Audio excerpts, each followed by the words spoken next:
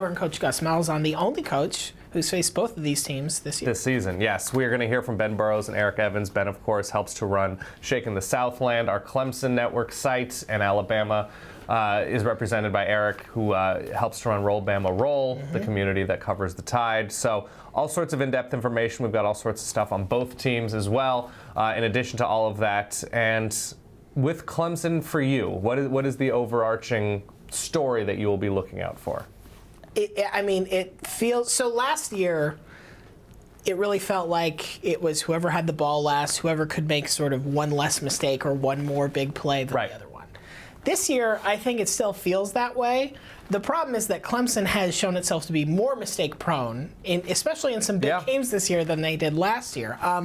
You run down the numbers here from last year, and you can sort of. What's really interesting to me is third down, because Alabama was so successful on third down, 9 of 18, compared to Clemson, even though they usually Clemson was putting them in long yardage frequently. Now, you also look at the turnovers there. This chart doesn't include the kick return touchdown. So yeah, it was small things. The one thing that sticks out from this absolutely is that passing number. I don't think Alabama's going to get anywhere close to 13 plus yards an attempt. They definitely leaned more run than pass last year, and Clemson largely stopped the run last year. I don't know. It feels like the tricky thing about Clemson is they're so aggressive, they're so attacking on defense that when it works, it's fantastic. And when it doesn't, you have multiple guys out of position, you have over-pursued, you have maybe tipped your hand a little too much. It's a very interesting question for them. I'm glad you brought up third down, and not that third down is all that much more important than first and second down. But Jalen Hurts, and this is where he may separate with Jay Coker from last year, Jalen Hurts on 3rd and 6 or 7 plus has taken a nosedive from where he is on first and second down or more manageable third down. So I think that's a good point. The point is well taken. If Jalen Hurts sees a lot of those and Clemson's defense succeeds on first and second down, that will put Alabama in a particularly precarious situation. Now, do they have the depth on defense to sort of absorb their offense coming off the field quickly? Absolutely they do. But if you stand a chance in this game, it is keeping that Alabama offense under a brand new coordinator who has never once called a game for Alabama. You keep them off of their rhythm. And listen, the offense scored 17 points against Washington? Clemson's offense, I think, is built to score more than the 7 points that Washington scored. So you have to feel good. The counterpoint is Alabama's very good at saying, okay, how many points did you score? We can score that many plus 6. That's all we need. We don't really need more than that. This is true. And offensively for Clemson, you hit on the turnovers, obviously very important. It's been a down year for Deshaun Watson in terms of throwing the ball directly to his own players consistently. But we saw what he was able to do against Ohio State when he got into a rhythm. He has a component of this offense they didn't have last year, Mike Williams. We'll get into that in a little bit. That's a very it's very important. Low-key way to talk about Mike Williams. A very low-key way to talk about Mike Williams, but the addition of both Mike Williams and the presence of Jordan Leggett. We saw earlier this season Ole Miss succeed, particularly looking sort of deeper down the middle to Evan Ingram. Jordan Leggett can certainly operate in a similar fashion. So that combination with two smaller receivers pose a lot of problems in Hunter Renfrow and Artavis Scott. They're going to be in a very good position to take advantage if Deshaun Watson can make quick decisions. I really like what Clemson should be able to do once again against this Alabama defense. Alabama-wise, where's your head at? Alabama is sort of like a law of physics at this point. It's just sort of like we can analyze them and we can sort of say, well, what if we tried this and that and the other? But until proven otherwise, I'm just sort of like, they're going to take care of the ball. They're probably not going to turn the ball over a ton. They are not going to play perfect on defense. I think we've seen over the year that some team. Florida was able to march down the field and score on them at certain points. Washington certainly came out and on the second drive of the game looked like, they know what they're doing. But over the course of 60 minutes, Alabama's sort of like, we think we have at least equal, if not superior, athleticism. and superior preparation. And that's a very good recipe. Don't screw up your opportunities, Clemson, against this Alabama defense, because there will be opportunities, like we saw with Buda Baker, the dropped interception, Nick Marshall with Auburn early in that game. They had opportunities to take advantage. The one thing I feel very confident in is there will probably be some fumble in this game where we're like, oh, of course Alabama falls on that. Might not decide the game, but it will be one of those where you're like, yeah, Alabama falls on those, and that's why they're Alabama. All right, with that, let us talk to Ben Burrows, who, of course, runs Shaking the Southland, our fine Clemson community, and naturally will be paying very close attention to the game tonight. Ben, where are you feeling particularly confident in the Tigers in this moment with what they've shown you recently? Thanks, guys, for having me on. I think Clemson feels pretty confident as you can feel against Alabama, of course, with Nick Saban and his army of support staff analyzing every single play, for the past, 9 years of Dabo's career, I'm sure. They're very confident the same way that I think they were confident against Ohio State, just because Clemson matches up well defensively with both teams. Clemson's weakness on D, right, is the downfield passing attack. Like, someone can really take advantage of their cornerbacks, not so much Tankersley, but their kind of nickel and their other cornerbacks that they're playing and all the pass interferences that they get, and attacking the linebackers, which isn't really kind of Bama's or Hurt's strength. So I think, the guys that Clemson will be really worried about are Stewart, O.J. Howard, perhaps Jacobs as an underrated kind of key to the game out of the backfield. I think those are some of the key matchups, especially with an underrated nickel Sam Dorian O'Daniel, who's playing both the pass and the run. I think he'll be an important factor for Clemson in the game. All right, and if you were to game plan specifically against this Clemson team, either looking at Alabama's offense or defense, you mentioned the secondary. Is that, to you, the biggest concern, or is there any concern over Deshaun Watson and potential turnovers against this Alabama defense that does pretty much nothing but generate turnovers and points? If you're Steve Sarkisian, what are you doing tonight?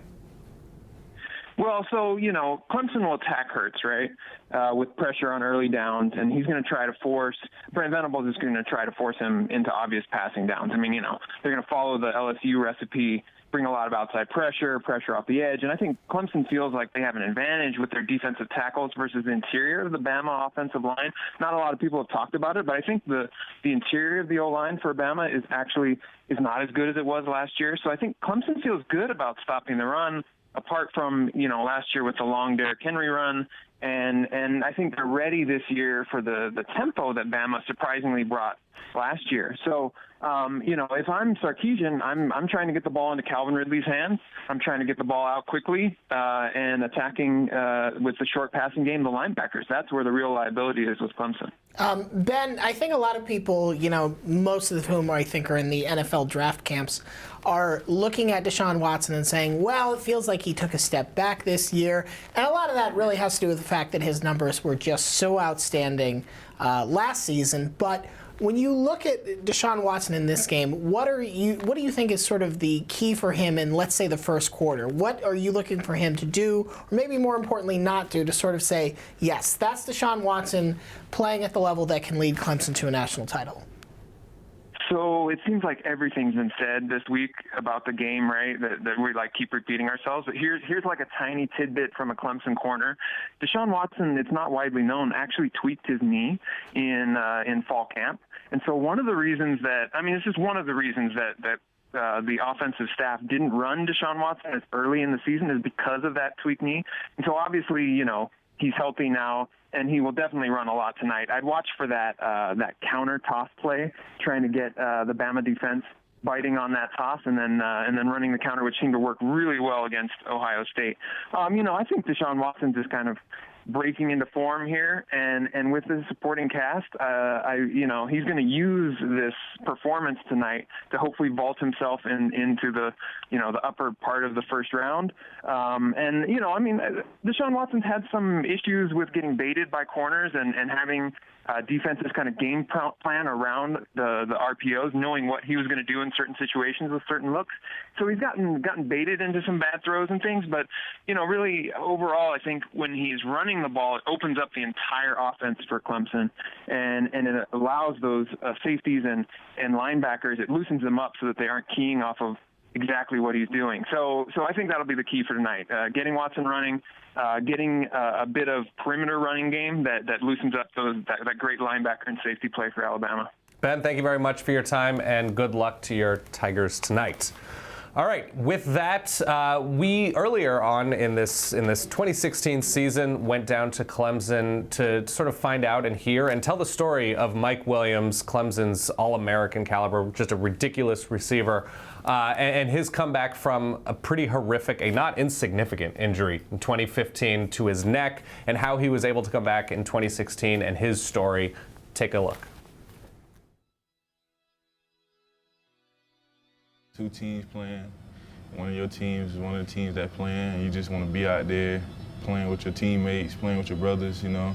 That process was tough. I watched how they practiced and prepared for that game, and I felt like we was more prepared for that game than any other game. Were you on the sideline? Yeah, I was on the sideline. Alabama had some pretty good DBs who wanted to get in your chest. I was just telling them, you know, use your hands. You know, he's just a guy that's always smiled. He don't show any really negative emotion or, you know, any hurt or, you know, sadness. He just kind of was encouraging us and motivating us to, you know, get the job done. You know, he really wanted us to win the national championship. You know, I just said, you know, we'll be back soon and let's just go to work. It's a pretty incredible story. Yeah, it's interesting because as horrific as that injury was, and thankfully he seems to be fully recovered from it. Very much so. It kind of, in terms of just 2016, he kind of got a whole year or two based on, that was Stephen Godfrey you heard in that interview briefly.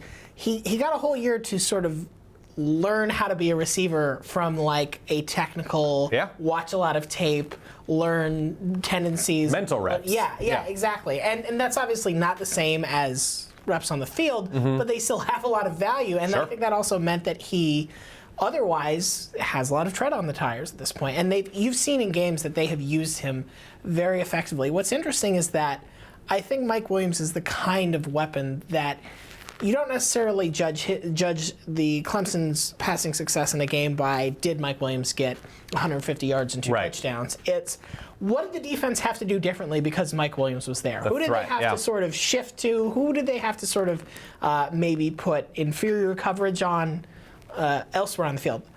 The main problem is that Alabama doesn't have a lot of inferior coverage overall. Is that you sort of say, well, they can shift this piece here, this piece there, and it's not like, oh, well, now this guy's on an island. That guy's still probably a 5-star. Sure. So there's that. Yeah, on those 50-50 balls, he's like 64-36, and that becomes problematic. And it's hard to say the formula for beating Alabama or beating Alabama's secondary, he's got to have a big, fast, strong receiver. But the teams that seem to give Alabama trouble on offense seem to have 1 to 3 of those guys. That's true. Yeah. The problem is I feel like we only look at that and say, when Alabama loses, this is a thing that the other team has.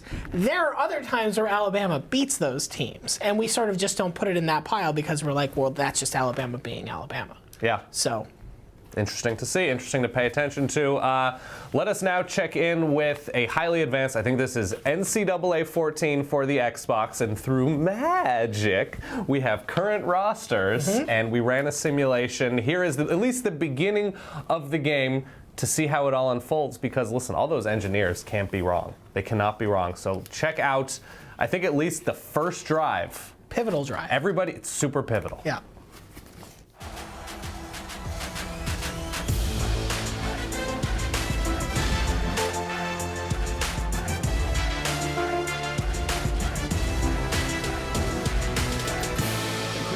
See how these two teams play in this game as they prepare for the opening kickoff. He just drills this one. He's to the 20, and he makes it out to about the 24-yard line.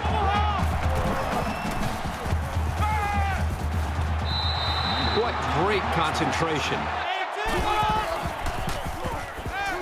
Got a man, watch out here. He's knocked out of bounds at the 41-yard line. Nice catch, first down, and he's knocked out. He's got an opening. Inside the 10. Brought down at the 3-yard line. What a run. And now he pitches it. Touchdown, Tigers. Hunter Renfrow. Hunter Renfrow. We should say. Yeah. We ran a different simulation on Facebook earlier today. True. But listen, this is all about gathering as much data as we can. Yes, this is true. These are totally. This is the first time we've ever seen this simulation. Premiere. I have not seen a single second of this, and Clemson so early on using the pass to open up the run. I will say, if Alabama doesn't get more pressure on Deshaun Watson than they did in that simulation, they're screwed. Problematic. They're totally screwed. Stay tuned because we do have the second half and we do have the results of that simulation. Yeah. All right, let's turn to the Alabama side of things. Sure. They're in the national championship with a true freshman quarterback. They are, yes. Who played Deshaun Watson as a scout team quarterback last year. But the fact that Alabama has come in with a true freshman quarterback who was thought to be like third or fourth on the depth chart going into the season. They lose their offensive coordinator in Lane Kiffin, who has really helped to develop Jalen Hurts. And even though Jalen Hurts has not been the greatest passer downfield against some of the better teams Alabama has faced, he's won games. Yeah. He's led successful offensive drives over and over against really good defenses. Where does this offensive performance this year rank in terms of what is to be expected from an Alabama offense? I think so. Jalen Hurts was obviously the biggest question mark entering the season. Yeah. Because at running back, yes, they were losing Derrick Henry, but you're like, just go get one of the other maulers that we have in the back. 5 deep at blue chip running back, yeah. And I think what strikes me is the effective management of Jalen Hurts, basically, where they say, here's what we think you can handle, and we'll give you that. And we're not going to ask a lot more of you. Now, sometimes you're right. That doesn't lead to very interesting stat lines. Washington, it didn't. LSU, it didn't. But those, I think, were also defenses where they sort of said, listen, if we tell you to throw the ball 28 times, you're more likely to make big mistakes. And so we're just going to sort of risk management approach this. And that's kind of what Alabama consistently does as a team, is they're sort of like, where's the risk that we can manage? Now, that's not always what Lane Kiffin wants to do. Right. Lane Kiffin won't be calling. Or wanted to do. I was going to say, yeah. Wanted to do. Fair enough. And it's interesting. You know, we're gonna have a little bit of our talk with Gus Malzahn. I did ask him, and I don't think this is in our clip, about preparing Nick Marshall for the national championship. Not a true freshman, but somebody who First-year starter. Starter, and he sort of echoed that. Especially early in the game, it's all about just sort of making sure you're not giving a young quarterback with limited experience more than he can handle. Not too much to think about. I think if you're an Alabama fan, you really want to. You don't get panicked if the first quarter ends and you're like, oh man, they're playing so conservatively and they're not like pushing the ball downfield, or on 3rd and long they're playing it safe. I think those are actually good signs. I think they're signs that they're not trying, because you really need Jalen Hurts to feel comfortable for the duration of this game. You don't necessarily need him to come out and rip off 3 amazing drives. Fair enough. All right. With that, we are now joined by Eric Evans, one of the editors of the fantastic Roll Bama Roll site on the SB Nation network, and just a great community in general. Eric, you can't say the defense. Where is Alabama performing, particularly at a high level? Which part of their offense are you especially confident in? If we're not going with the defense, then I would definitely say the development of the 2nd and 3rd wide receivers. You have our Darius Stewart, who always had tons of athleticism and had the ability to make difficult catches, who's made just a ton of money this year. He's number 2 on the team in catches and yard, or number 1 in yard in catches, number 2 in yard, and he's doing everything you could possibly want. He's got good speed, he's got power to go over the middle, he's a nasty blocker. And then Garrett Dieter, the grad transfer from Bowling Green, has quietly developed into an excellent little threat to clear out defenses. And he's got great hands. He's good speed, and he's also brought his blocking along. Fair enough. And if you are going to look at the defense, which is unquestionably the best in the country and senior-laden, which is not always the case, particularly up front, I'm not going to call it a weakness, but if you are Clemson and you are game planning for this defense, where or who are you picking on? I would pick over the middle of the field. There are very few teams that have a difference-making tight end. Alabama's lucky to have one. Clemson's fortunate to have one as well. And teams that have given Alabama trouble are not teams necessarily mobile quarterbacks, teams that can stretch the field, that make guys chase, balls in the air 25, 30% of the time. Like Ole Miss, for instance, you've got Evan Ingram, who's just transcendent. Arkansas had some luck with, Jeremy Sprinkle. And, Jordan Leggett last year wound up being, sort of that guy that gave Alabama's defenders problems, when you're talking like the third and fourth man in coverage. And I think that they can have success doing that again this year. It's not as much as last season because you don't have a defensive coordinator whose mind's in Afton this time. But I still think they'll have some success going over the middle. Eric, if you're going to look at something that you think will be very different for Alabama on either side of the ball in this matchup as opposed to last year, what do you think the most positive possible difference for the Tide will be? I think that it will be the running game. It's going to be a much more balanced and more lethal running game. Last year, owing to injuries and some death problems, there was pretty much Derrick Henry, and that was it. This year, you've got where it legitimately rolls 4 or 5 deep back there, and not even, including Jalen Hurts, who has 500 yards on the ground. So definitely the running game. There's far more balance. They each do different things. They bring a lot of different looks. And Alabama, has a lot of different formations that they can work out of, depending on who's in the game. Fair enough. Eric, thank you very much for your time, and good luck to your Tide tonight. Ryan, here's my question to you. Yeah. Specific matchup-wise, I have one in my mind that I'm just particularly interested to see in terms of player against player, player against position group, whatever. Not necessarily where do you think the game will be decided, but what is the most interesting to you tonight?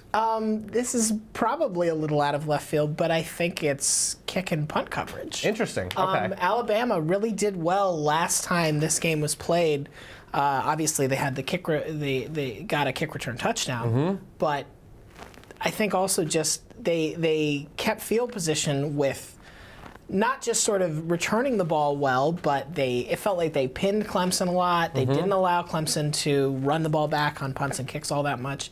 And yeah, I think that's the other thing when you have a young quarterback is when you can say, okay, we're starting at our 30 instead of our 12.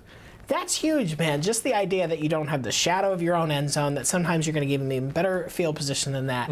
And I think that was where Clemson really most consistently fell down last year. Just the idea of like, okay, we got a good stop, but they flipped the field on us. Yeah. Or, okay, yeah, we moved the ball a little bit, but they got a lot of it back on a big return or something. Yeah, absolutely. Especially when you have a disheartening turnover or something. Yes. And even if you're not able to match score, if you keep a team pinned, if you keep a team disheartened through special teams, through kicking, through coverage, it goes a long way. Yeah. And last year, obviously, we saw Alabama, and even in previous national championships, Urban Meyer teams consistently play great on the special teams side of things, and it makes a huge difference. To me, right now, I'm very curious about Deshaun Watson against the Alabama linebackers. Yes.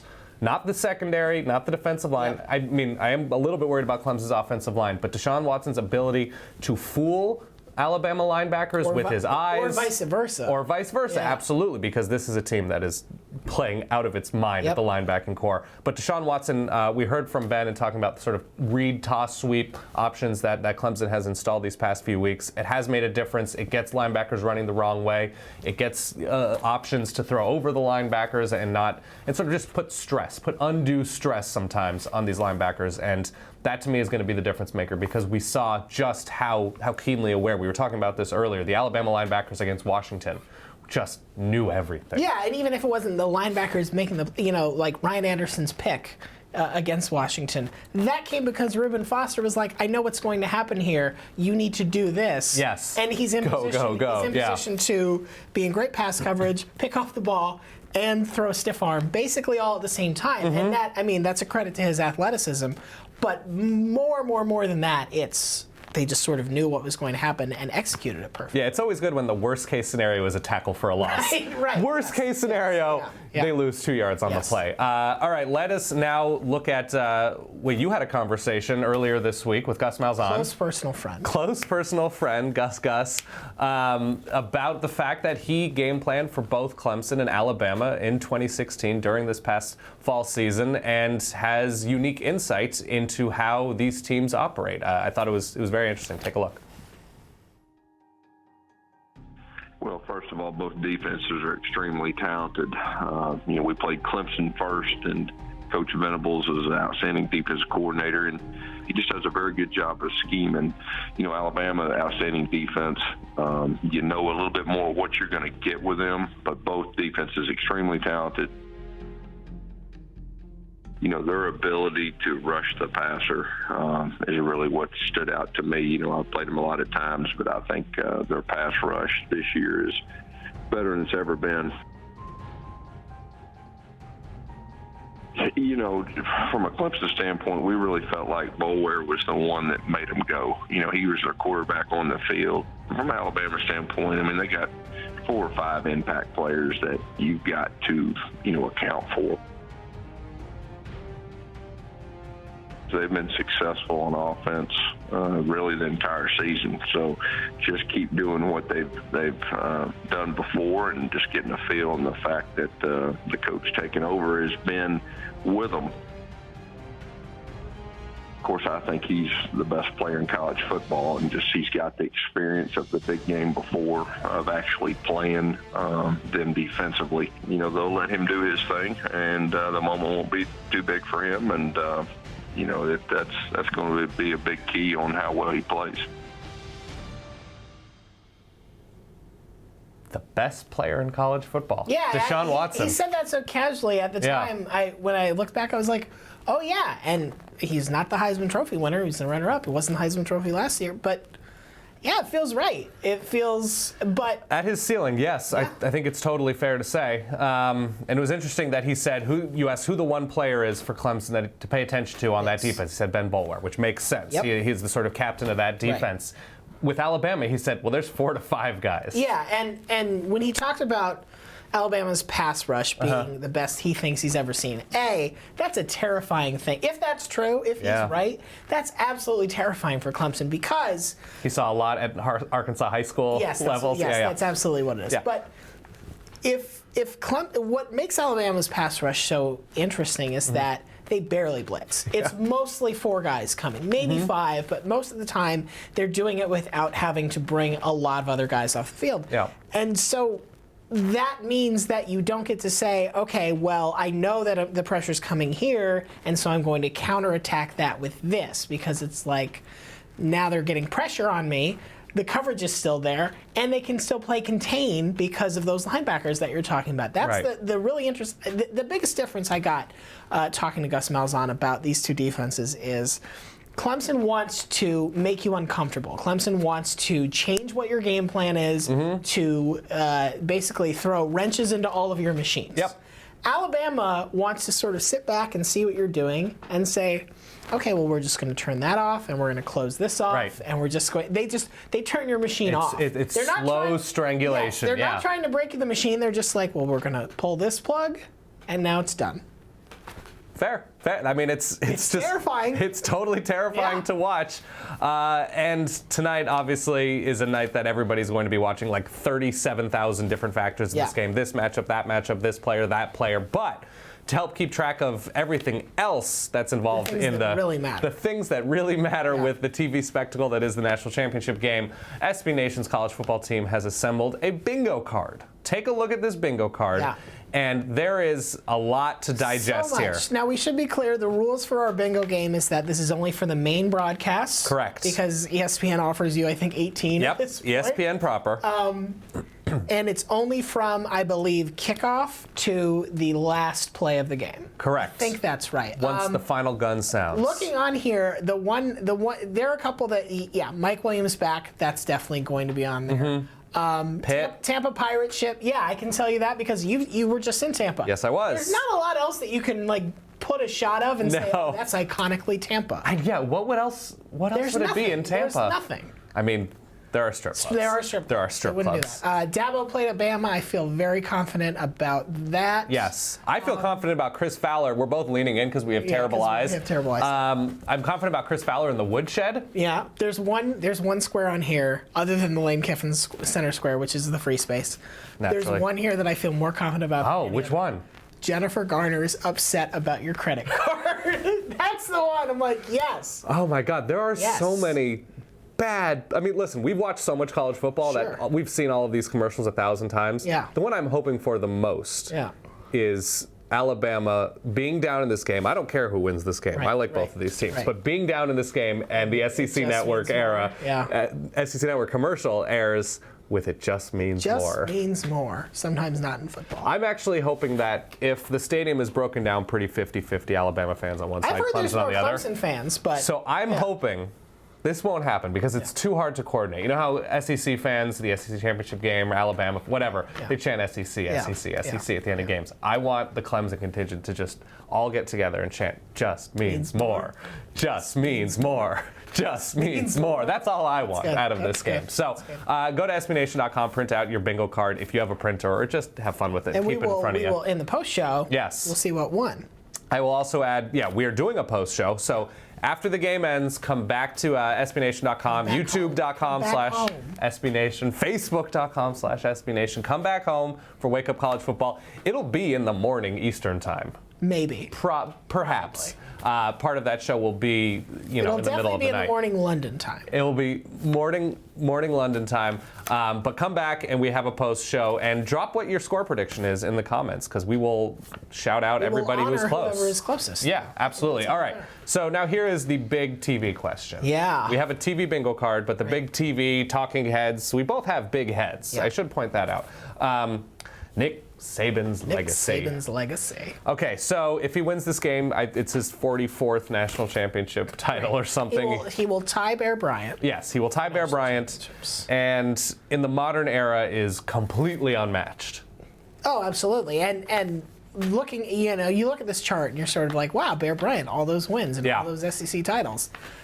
That is very true and very impressive. But you sort of look at this and sort of say, oh, okay, so like once Nick Saban gets a team, that team is just unstoppable. And listen, there are a lot of good coaches in college football. I think Urban Meyer is an excellent coach. Jim Harbaugh is an excellent coach. Bob Stoops, The thing about Nick Saban is that what does a down year at Alabama look like? 2 losses? 2 losses is like what's wrong in Tuscaloosa. And there are all these other teams that we sort of have said, well, they're mainstays. Like Oregon was one of these that we said that's a reliable win 11 games every year kind of team. Oklahoma has at times been one of those. Like, yes, absolutely. Ohio State.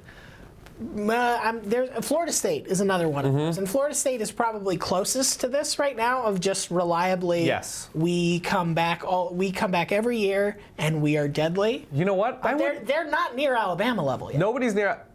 Your Stanford Cardinal in a very down year went 10-3 this year, right? So I mean, there are teams that can have disappointing seasons and end up with 9 or 10 wins, but on Alabama's level.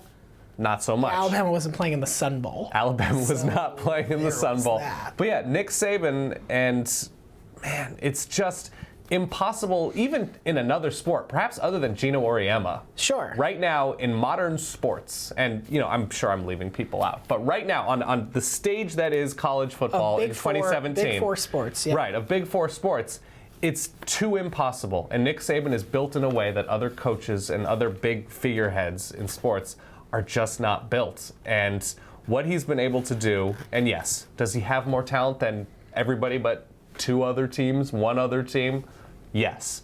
But that almost is a higher degree of difficulty. Right. To be able to wrangle that amount of talent and the number of moving pieces and the coaches he loses every year, it's an incredible unmatched feat. Yeah, so it kind of feels like this game doesn't totally matter for Nick Saban's legacy. I mean, the only thing that potentially would be harmful to it is if Alabama doesn't pull an Ohio State, because I don't think that's happening. But if they don't look competitive for whatever reason, and again, Alabama fans, I'm not saying that's what's happening. Right. But if that happens, I think then we will probably look at this whole season differently. I think we will say they played USC before they'd figured out who the quarterback should have been on the roster. They played an SEC that, on the whole, was down across the board in both divisions. They played a Washington team that was good, but not quite ready for this stage of the game. Need some ripening. And Clemson is by far the best team that they've played, that they will play this season. And it doesn't even look close right now. No. That's the one thing that's interesting to me is you look at Clemson's side and you say, okay, they played Louisville when Louisville was very hot. Mm-hmm. They played Florida State when, yes, Florida State was beat up, their best defensive player, but still a talented Florida State team. Yeah. They played an Ohio State team that, we look back at it now and say, oh man, the worst argument I've ever heard is, oh, well, this proves Ohio State shouldn't have been in the playoff. Ohio State, what they did over the course of the year was a fantastic team. Yes. So Clemson feels much more battle-tested, at least the 2016 edition. Yeah. That said, it's Alabama. I mean, it's Alabama. Win battles. But it should not be understated that Clemson and the job, not even just this year, but the job they've done the past few years. I think I saw the record since that Orange Bowl against West Virginia. Since the 70-33 game, yeah. They've gone, 59-9. There's some record like that. Yeah. And it is impossible to talk about the A-list of college football without talking about Clemson. Yeah. 2 national championship appearances in a row. 3 ACC titles? Is that 3 right? ACC titles, and they've recruited at an incredibly high level. They're selling their brand really well, multiple states in the South. And the job that Dabo Swinney has done, building a staff, maintaining a staff, going out and finding new coaches, developing quarterbacks, developing systems, has been sort of not out of nowhere, but unexpected when he began as an interim coach. Tommy Bowden has sort of built the program into what it is now. It's an incredibly impressive feat, and we actually have a little bit of a feature on how exactly he constructed this championship level team.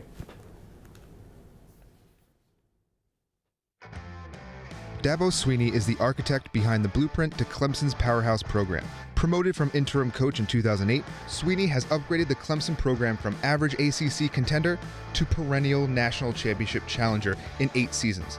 He maximized his efforts through recruiting, coaching hires, state-of-the-art facilities, and his enigmatic personality. Dabo's predecessor made a splash when he pulled 5-star running back C.J. Spiller out of Florida in 2006. Since then, Clemson has been a force in the region, convincing high-profile recruits from Florida, Georgia, and North Carolina to skip out on their home state teams and join the Clemson family, all while continuing to be the destination for top in-state talent. But Dabo's recruits aren't just excelling at Clemson. They're going on to the next level, and they're graduating. It doesn't stop at the players. Dabo's also picking the right guys to coach. Defensive coordinator Brent Venables was hired after a horrific Orange Bowl fiasco and has changed the defense from the inside out with high-pressure schemes and big defensive backs. Despite high NFL turnover, Clemson's defense reigns supreme. Clemson's superior players have led to superior records, which means more national exposure and, most importantly, more money, which Clemson has reinvested into its football program with the opening of a brand new state-of-the-art football operations complex, as well as improved practice facilities and stadium amenities. Since 2008, Swinney's drawn up a blueprint for success, with some of the highest paid assistants in college football, some of the highest ranked commitments coming in the next few years, and an entire fan base backing his every move.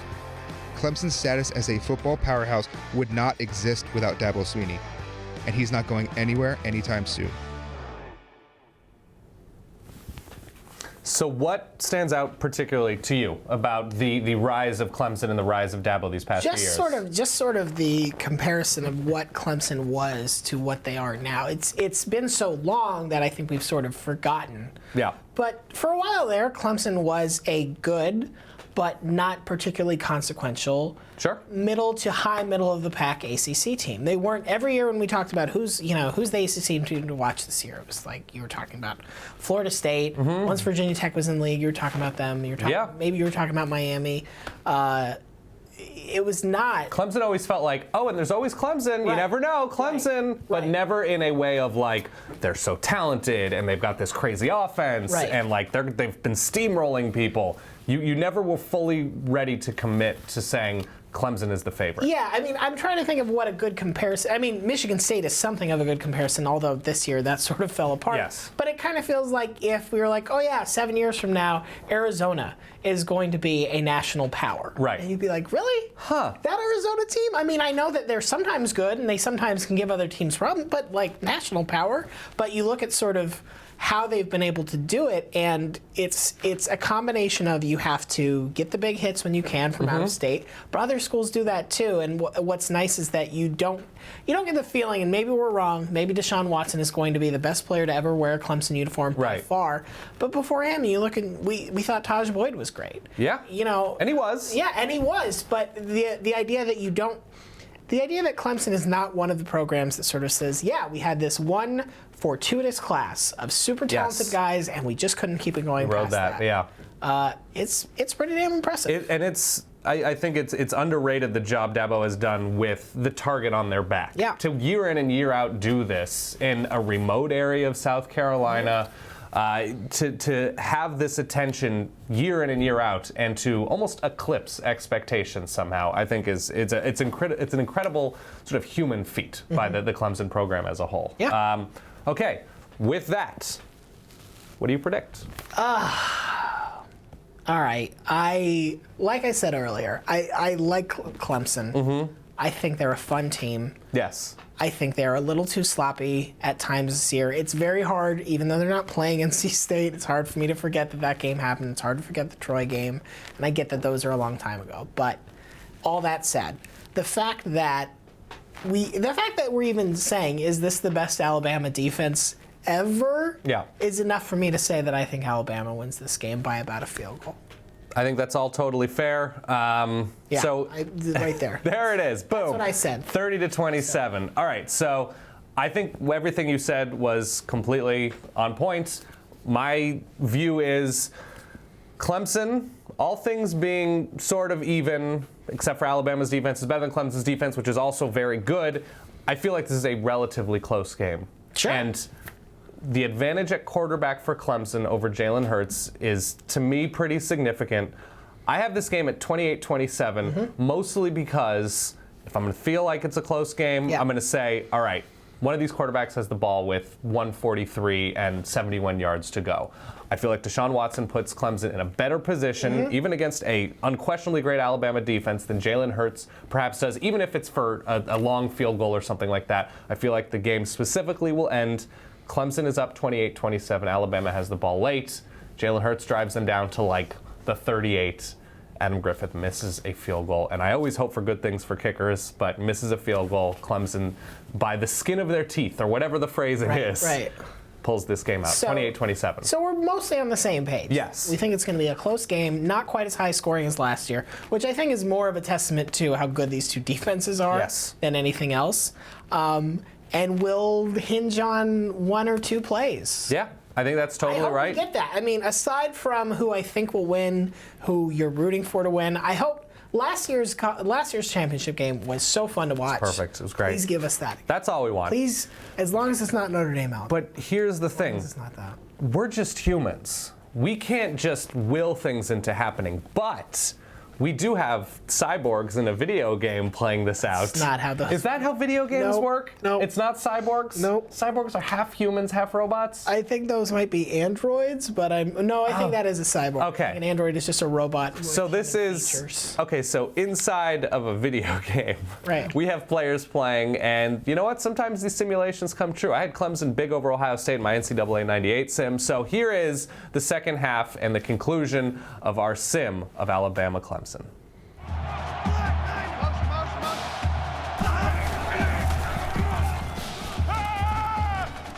He's going to air it long. He goes up, picked off. He just jumped up and snatched that ball. And a quick throw. It's on the ground.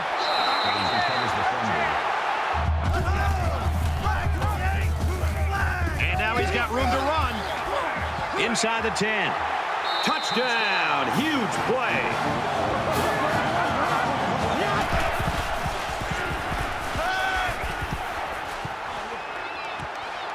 Slings it, and he's hit before he can go anywhere. Clemson is looking to go up by 3. Kicks up, and it's good. Clemson holds a field goal lead. He airs it out.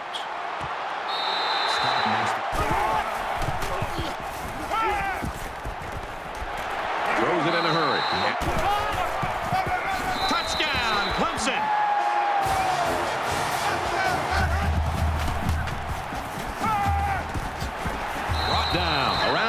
16-yard line.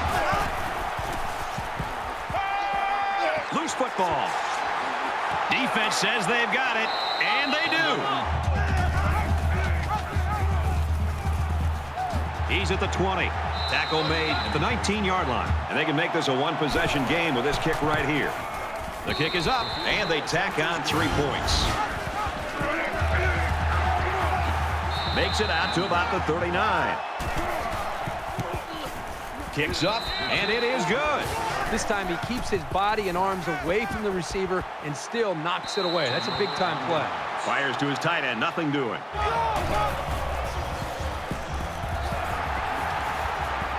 Gains his way to the 10-yard line. That's going to do it for this one. Our final score, 20-10 Tigers. For EA Sports and Kirk Herbstreit, this is Brad Nessler saying thanks for tuning in, and we'll see you next time. Ooh. My favorite part. Yes. So I think this edition of NCAA preceded the institution of the college football playoff. That sounds right. Right. So it has no, rightfully, it has no way of saying like, oh, I want Alabama to play Clemson in the national championship in Tampa. In one of these sites, yeah. So you have to say, I want Alabama to play Clemson in the Outback Bowl. The big whole Outback logo in the middle of the field. So we did simulate it accurately in Raymond James Stadium. And if I don't get to be the Bloomin' Onion next year. Make him, Fry and Nanny, make him the Bloomin' Onion Outback Bowl. This says, says unhealthy, right? Built by Bloomin'. Yeah, built by Bloomin'. Built by Bloomin'. So thank you everybody for watching. We're going to be here, youtube.com/SBNation, facebook.com/SBNation after the game for our post-game show, downloading everything that happened over the course of these 4 quarters and perhaps more. Thank you to everybody for watching. Thank you to everybody who helped produce all these fun segments. It's been a hell of a ride this season. Wake Up College Football all year long. Thank you everybody for watching on Sundays. So we have one more show today. I don't know if we'll be doing more. Who knows? Yeah, but I just like thanking people because everybody's been very supportive. He didn't thank me, but that's Ryan's my number one. That's fine. He is my number one. All right, we will see you after the game. Thank you very much for watching. See you then.